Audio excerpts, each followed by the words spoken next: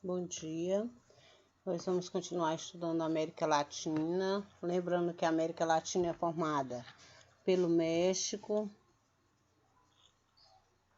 pelos países insular, América Central e América do Sul. Nesses países, principalmente nesse da América Latina, a dívida externa foi elevada, provocou muitos danos a esses países. Os países da América Latina precisavam seguir o modelo de desenvolvimento dos países centrais, que são os países da América do Norte, que são países centrais, são mesmo que países desenvolvidos, industrializados. Então, eles precisavam seguir esses países. E a base desses países era a industrialização, países industrializados. E eles precisavam dispor de capital e de recursos.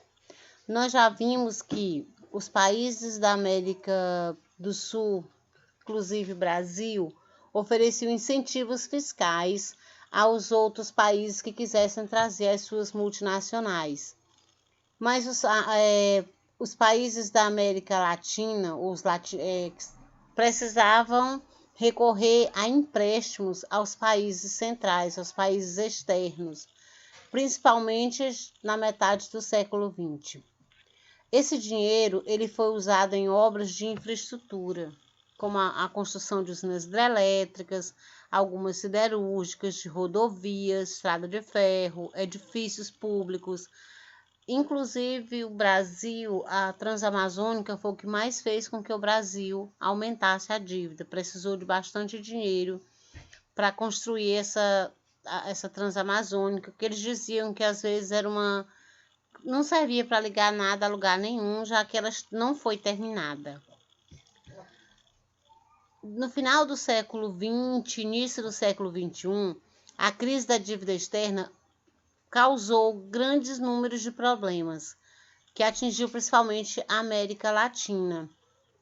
Eles estavam com essa dívida externa e, inclusive, o México, em 1982, teve uma das maiores crises de dívida externa. Foi a mais grave da história. E a dívida externa fez com que houvesse uma queda na renda das famílias, diminuição de emprego, aumento de inflação, diminuiu investimentos em saúde, moradia, educação, saneamento básico.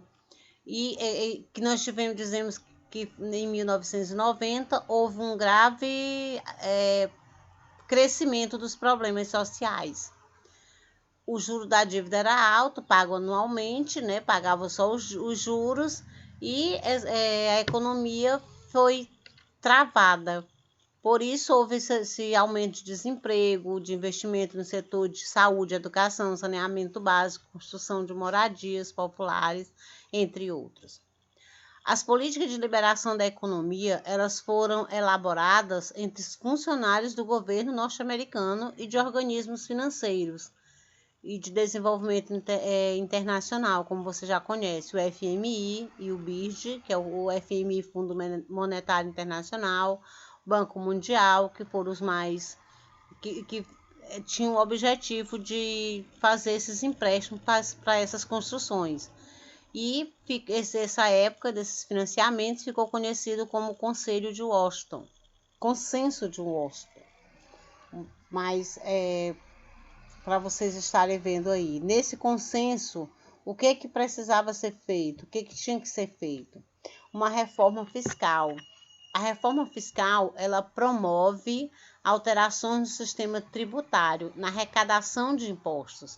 Nós sabemos que nós pagamos muitos impostos.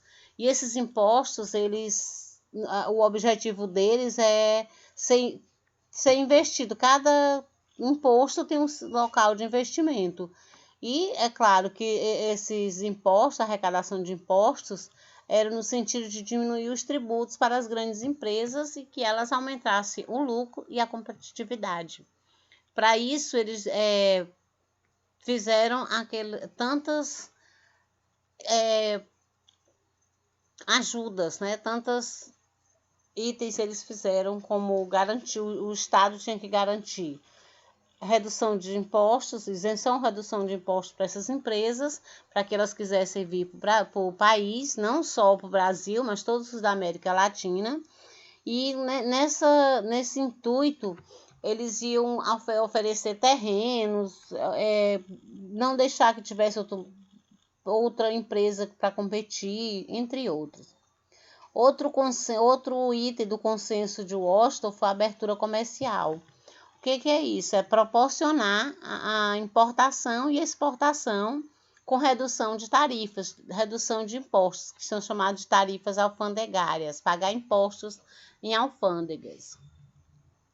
Um outro item que esse consenso sugeriu foi a privatização de empresas. Privatizar significa vender empresas que antes eram do Estado para pessoas privadas, para outras pessoas que vão comprar ações, como eu já disse a vocês, são os papéis que dão direito a lucro da empresa. Então, as privatizações eram para reduzir a participação do Estado na economia, ou seja, transferir os custos às empresas estatais, que era do Estado, para as empresas privadas. Um outro item do consenso de Washington foi a redução fiscal do Estado, reduzir gasto do Estado no custo de funcionários e terceirizar o maior número de serviços. É claro que nós estamos vendo que estão diminuindo as leis trabalhistas, o valor do salário, claro, fica um valor real abaixo daquilo que você espera. E, é claro, vão cortar gastos para garantir a arrecadação para o pagamento de dívidas públicas. E, nesse momento, a redução de gastos do Estado seria importante, já que nós estamos numa pandemia precisando de bastante dinheiro. É claro que nós não vamos estar aumentando dívida externa, mas estamos aumentando os nossos gastos.